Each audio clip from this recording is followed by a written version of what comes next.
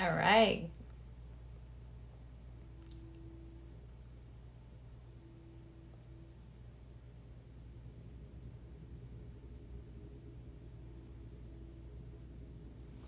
Hey, welcome everybody, Gobi Society. I can just tell you that last week I missed out on being able to do the live, and instead I hope that you guys downloaded and enjoyed the Combox.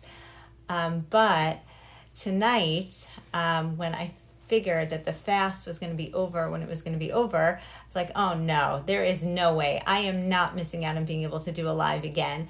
And especially since this is crunch time for a lot of parents. A lot of parents are sending off their kids tomorrow to camp. There are parents all over that are getting a little bit nervous, sending their kids off for the first time, for a time since COVID, and maybe last year they skipped a year. Kids are switching camps or all different kinds of programs. I know in my orbit, there are people that are doing lots of different kinds of programs, people that are going up to the mountains, people that are going traveling.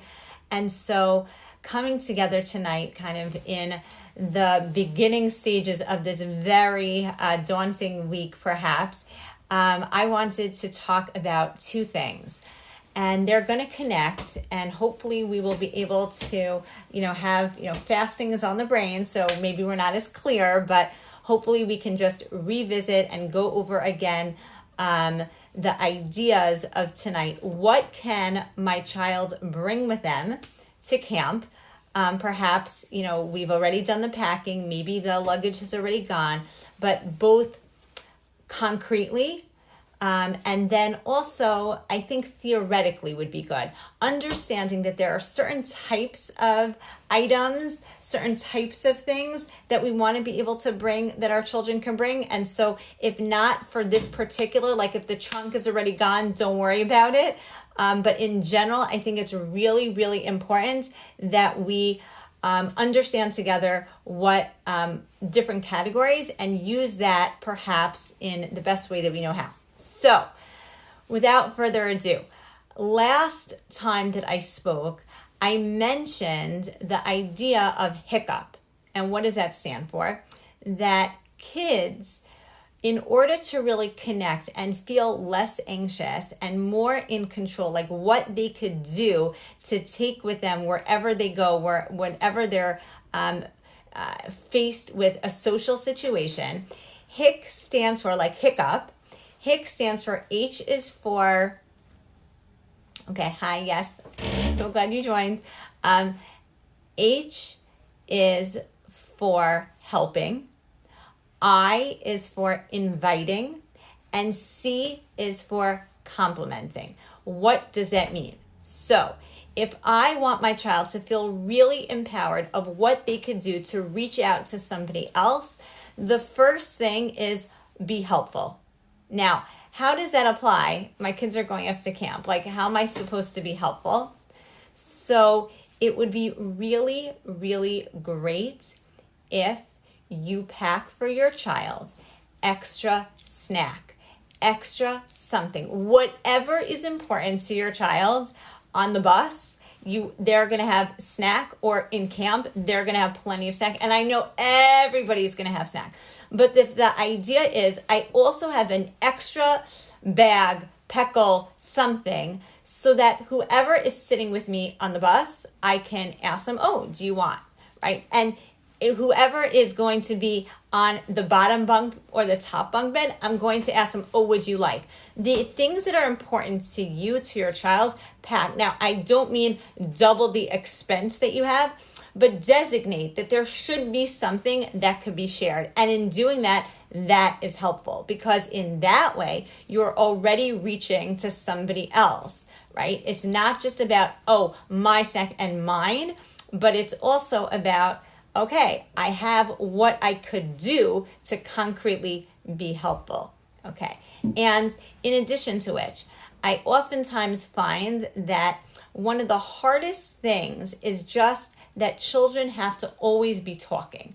Like, that's the way, the first day of camp, the first of things, it's a lot of introductions, a lot of introducing, and that's very hard because not everybody feels like they are really, that their best is to be verbal. And so you don't necessarily have to connect with someone just on being verbal and just on talking to them if you have what to help and to share, right? That's more action based. And some of us are more action based, and that's great. So in that way, if we pack something else with us that we can be sharing with, that goes a long way. Okay. Now, in addition to it, inviting. So what else can I do that is inviting? Like, my kids are going up to camp. What they're going to be inviting somebody on a play date? Like, no, where everyone's there, right? So what I like to do is perhaps have with them, first of all, what is the most inviting thing that you could suggest to them is to bring a smile. It is not just what you're going to do. It's not just the invitation, but if you help and remember with them on keeping a smile and a just right voice, that is inviting, right? And the things that, again, every child is different, but it is definitely helpful to bring something that could do something that could be inviting. So if your child brings with a magazine, perhaps Circle magazine, or any magazines that they could then invite someone who's sitting next to them or invite someone who's on the bed with them to kind of like take a look and be like, oh, let's look at it together, right? So that is very inviting. That allows them to really feel good about again, that hook that there's something that they could be doing with somebody else. And it really is nice that the smile, the opportunity that you have to like really get to know the people around in camp is going to be one where your persona, how you present yourself, is going to be very, very important. And so it's not even what you say oftentimes, but as long as you look inviting, right? As long as you look like you are able to be one with other people in a happy, smiley way, that by itself is really, really important. Now, those things, and we're going to get to like the game part and exactly like some of the other parts. So I don't want to kind of like double dip, but I can say that it is impossible to do inviting if you don't have anything to invite someone to do. So again, when you're packing, it would be great if you're going to be inviting someone, let's say, to play, and you don't have the extra ball or the extra, if you're going to be inviting someone to draw with you and you don't have anything extra to do it, that's not going to work. So when you're thinking about for your child, if they're going to be doing inviting, and again, it's not to a simcha because you're both in camp, right? So it would be good to think about those extra things that you could be packing that could be the facilitating of inviting, right? So if your child is really enjoys playing ball, and so we're saying, okay, so, invite someone to play with you. Make sure that you have an extra ball or a ball in general that is going to be helpful for your child. If your child is really into art, right, and drawing, and you're going to want that to be something that that could hook them with somebody else, make sure you have not just, one set of markers or like not just, a few, but rather think about what that could be that you could also provide when you're packing to allow for your child to also have something to do inviting with, okay? Compliment. Okay. What does it mean to compliment? So if you really understand what complimenting is and what it isn't. So what complimenting is I feel good about myself, and so I feel fills up, and in that way, I then go out of my comfort zone and I give over somebody else nice words, right? So I'm going to say, I'm feeling good enough about my cake, And so I am then going to feel comfortable and confident enough to give over to somebody else. Like, oh yeah, your cake is delicious. If I'm so self-conscious about how I look, it's going to be very hard for me to compliment somebody on how they look. It's just the nature of how it goes, right? We want to make sure that our children are in the position to be giving compliments. So what does that mean? So concretely, it would be very helpful for them to have something of a reminder of you're great, you've got this, you're amazing, you're a great artist, or you're a great friend, or you're a great smart girl, or you're anything. And I would have it either, there are those people that have it like in the form of a bracelet or in a keychain or a stuffed animal, something that the kids can concretely take with them that reminds them, you rock. You're amazing. Because by doing that, what we're infusing with them is we're giving them the capability, that extra gumption to be able to then find a compliment in somebody else, right? So, if someone is wearing, there was a cute patient of mine came in with a charm bracelet that her mom had given to her. And she's like, I'm taking this with me to camp. And it was like not an expensive charm bracelet by any means. But each one of the charms was like different things that were relevant and meaningful to her. And she identifies as being good in art.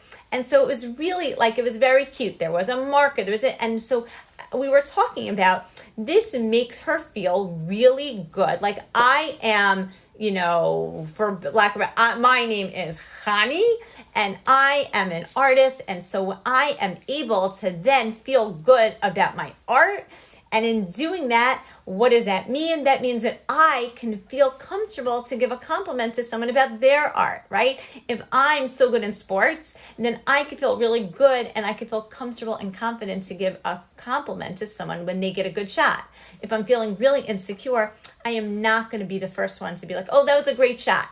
And so let's give our kids the capability to do the compliments by making sure that that they are holding onto something. They're going out into the wild, into the world, into this very exciting new place called Sleepaway Camp or any camp, right? And so let's make sure that we give them what they need to be able to then do compliments, right? So again, we want to help them to help people. We want to help them to invite people, and we want to help them to compliment. That is a fundamental way that kids can bond and go outside them and be social.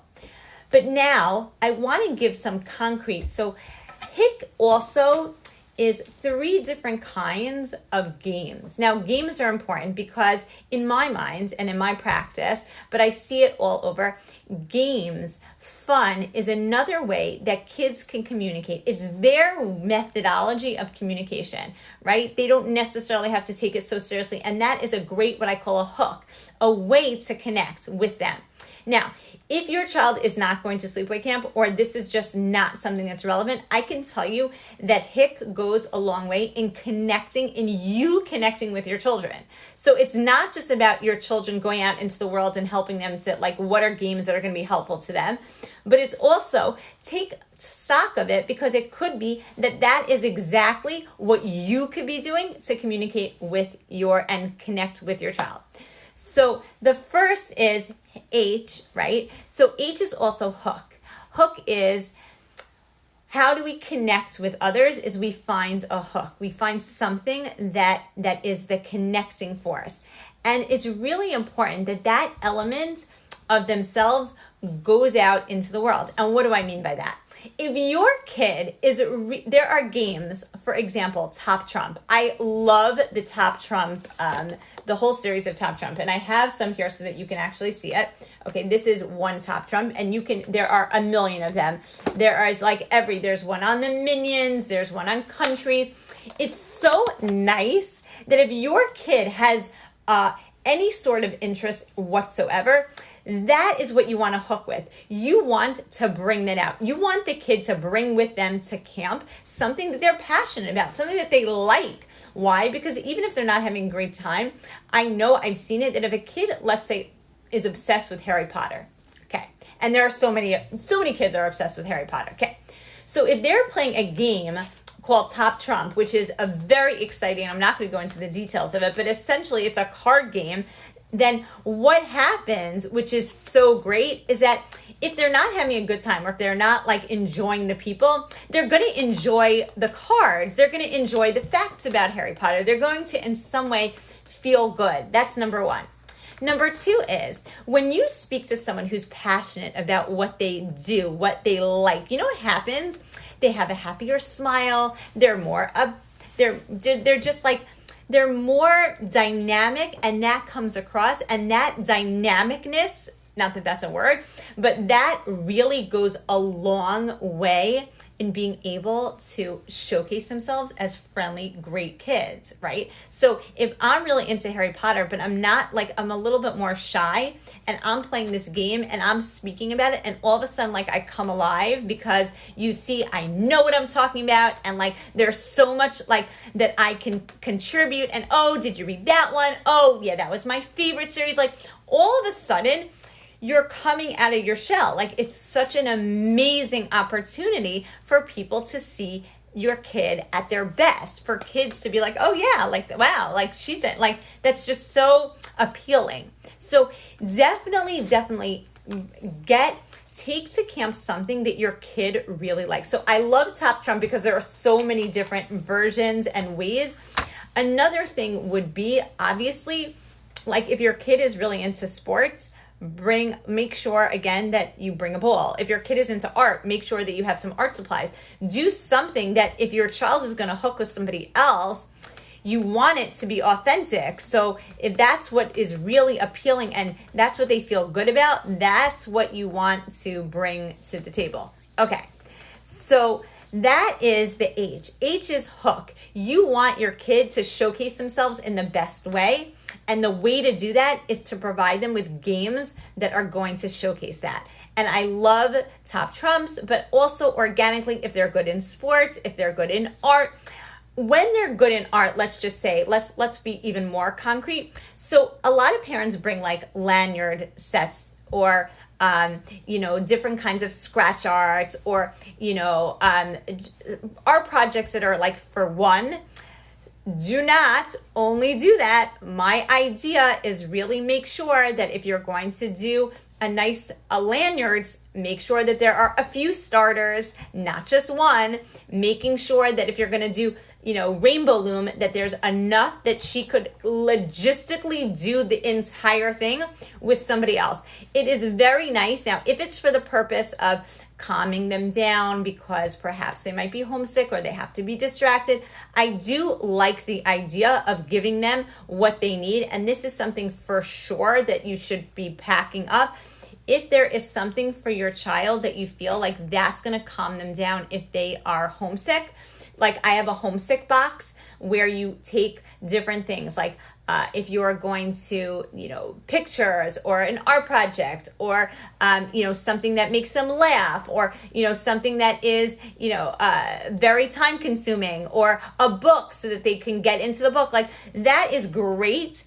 But if that's the purpose and the nature of just homesick, but if you're going to do something, and I always suggest if you think the child's going to be homesick, tell them, getting back to helping, right? Hook with somebody else by doing what? Look for another child who's homesick and give them this. You know what? Help somebody else, right? I find that when you're looking to help somebody else, then you really get the most help for yourself. So whatever it is that you are giving to your child that's going to be helpful for them for anything, make sure there is another one of it, right? So if there's just an extra something that, if it's going to be a sketch pad, have 2 sketch pads. So, you know what? If you're homesick and you're sketching, but your friend next to you is also, if you do it together, bam. First of all, it helps because it's going to make the excitement factor go back up and the homesick level go back down. You feel like you're connected. It's logistically a very special thing. When you feel like you're alone in your feeling, it's the worst. Oh my gosh, it only pertains to me. It's only unique to me. That does not work. If you're going to find in somebody else, then what you're doing is not only giving them something to help them, but you're normalizing it. Now it's not just about me and my homesick feeling, but now everyone around me, or this girl around me, is normalizing it because she's also, so now it's not just me. I'm not alone in it. And in that way, that's really helpful. So if we're going to hook with other people, right, and we're going to give them something that's going to allow them to hook because we're looking for the opportunity to give to somebody else, then that is going to be a really helpful thing for ourselves, for our children to normalize and to feel really good. Okay, so those are some things I want to showcase myself, meaning my child, who she is. So I'm going to give her those things. I'm going to bring to those things that really are unique, special, how she feels good about it. And in that way, I'm going to make sure that my child showcases herself as the most dynamic that she could be. B, it's going to make her feel really good because she enjoys it even if it's not fun. And C, she's really good at it. So this is her time to shine. Not everybody shines just by talking. We want to make it so that it's not just only about the talking, but about other things too. Okay, now is the I. So the I, we said before, is inviting, but let's take it in a little bit different. I is also information gathering. There is something, and you know this with your kids, at a certain age, tweens, teens, they no longer want to just they want to be a little bit more guarded, not let it all out. And the truth is, it is very hard when you're getting to know somebody new. It's hard to just go through the same questions of, hi, what's your name? Where do you live? It starts to feel a little bit tedious and not as authentic. So here are some suggestions of things that are a little bit more authentic. There are certain games that allow for getting to know someone without actually having to ask them, hi, where do you live? What's your name? One of my favorites that is so easy to pack to camp is called This or That. Okay. Now, these kinds of games, This or That, or another one would be the series Would You Rather. These are really interesting ways to get to know someone without being so scripted. So for example, in this one, do you like better sunrise or sunset? That could lead into a whole discussion about, are you a morning person? Are you is it easy to get up in the morning? Is it hard to, those are really springboards for major conversation in a way that is just so much more authentic. Okay, so those would be an easier way. Do you are you better at exercise or dieting? Are you better at, do you like clothing, or, do you prefer, the natural look? Do you prefer hearts or flowers, lime green, hot pink? And there are different versions. There's versions for boys, there's versions for girls. I like this type of game because it really helps to get to know. There is another whole different type of genre, and that is really authentic, realistic. So what was your best, what's your best memory? What was the hardest thing that you experienced last year? There are those kind of games. One of them is called the Ungame. And the Ungame is literally a pack of cards where it asks hard, more challenging questions. Or, hi, my name is. That's another. It's that is a social kind of opportunity that is very, very concrete. That is the purpose of it. This is more of a roundabout kind of way. And I oftentimes feel during the year, you can do the Ungame, but you have to get to a certain level. The summer is just not that type of thing. It's more, I like these kind of games where it's more roundabout. There's also a game that a lot of people play, which is, and this you don't have to actually bring with you, but it's a nice game for kids to play. You could always, have your kids suggest it, is two truths and a lie. And essentially, players, when it's your turn, you tell two truths about yourself and one lie, and people have to guess what it is. And that is so great because the focus becomes, ooh, what's the lie? But really, you just got two truths about yourself. You just let it out. And it was a very easy way to do that.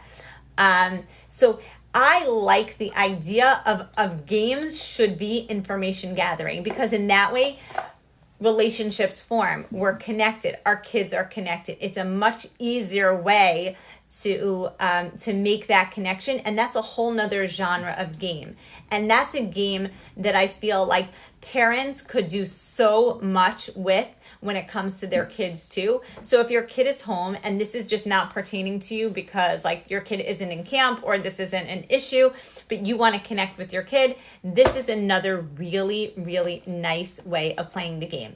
Now, if you are at home and there is an easier way, like carrying it is not a big deal.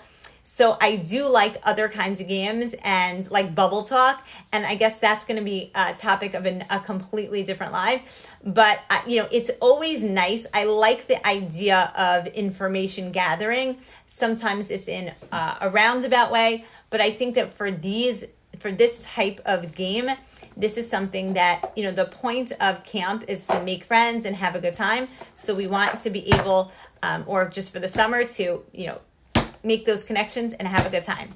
Okay. The last part is the C, right? So before we said it was complement. So what is the C when it comes to gaming? So the C is celebrate and go crazy. That's right. Not every game has to be so staid. You're in camp. Not every experience. There are some kids that just don't do as well when there have to be like in a conversation or like these, they're wild. Like kids like to let loose, and letting loose is great. And it's so much fun in camp and anywhere on a play date at home. It's great. So what are some games that really allow for that to happen? So I think that we can take any game and bump it up a notch. And what do I mean by that? I love Uno Dare. So Uno Dare is the same Uno that we've known and loved forever, but there is a dare component. There's an action. Funny things can happen. And I think that is my idea of, kind of just bumping it up a notch, I think goes a long way. But then there are some really funny, silly games that I think are great to bring to camp, like 100 Wacky Things. This is the type of game where there are different, you can do something always, you can do something sometimes, and there, again, it's more prank, it's more like just enjoyment, just like have a really good time.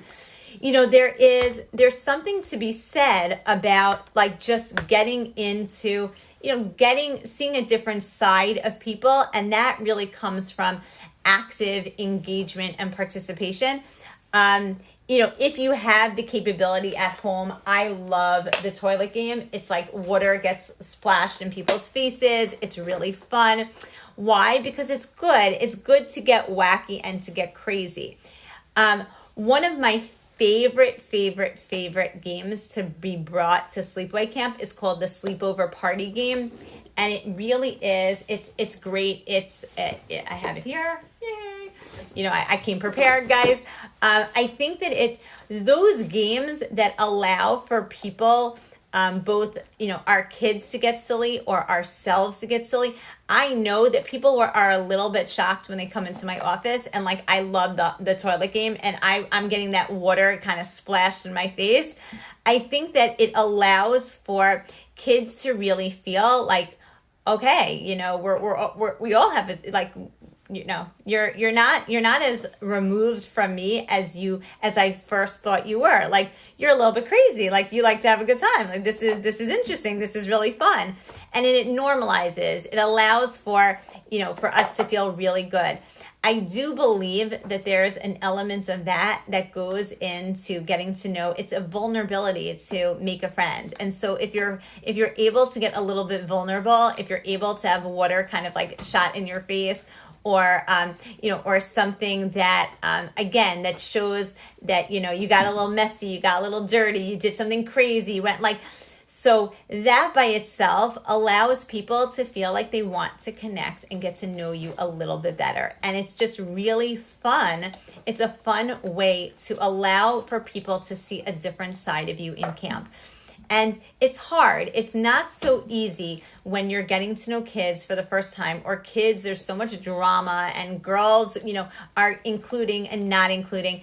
I do believe that it's a very nice thing that, in being a little bit crazy, a little bit active, a little bit vulnerable allows for people to feel like they can get to know you, connect with you a little bit more, and maybe those people that are the more wild and crazy now think, okay, well, wait a second, she's a little bit more crazy than I thought. Like, okay, she's cool, like it's fun, it's nice.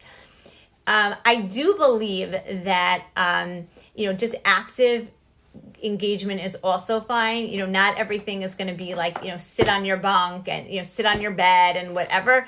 There are those people that this is absolutely not what they're interested in, and that's cool, and that's totally fine.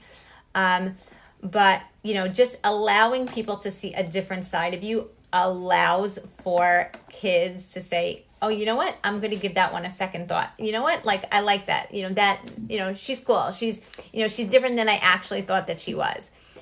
I do believe, and we're going to wrap up, I do believe, again, just to understand together, games are really great because they allow for an opening for your child with other children and with yourself that wasn't necessarily the case just by the regular activities and the regular way, getting on the bus and just kind of going through the motions and going to the meals and participation. You can participate all day in camp and not make friends with anybody. And that's the truth, because there's no hook. There's like, okay, so it's like what I call parallel play. Everyone's doing the same thing at the same time, but that doesn't mean that you connected with anyone. Connection is during those other moments. It's when you showcase who you are and someone's like, oh, I like that. I want to get to know you, right? So we want to empower our children to feel connected with other people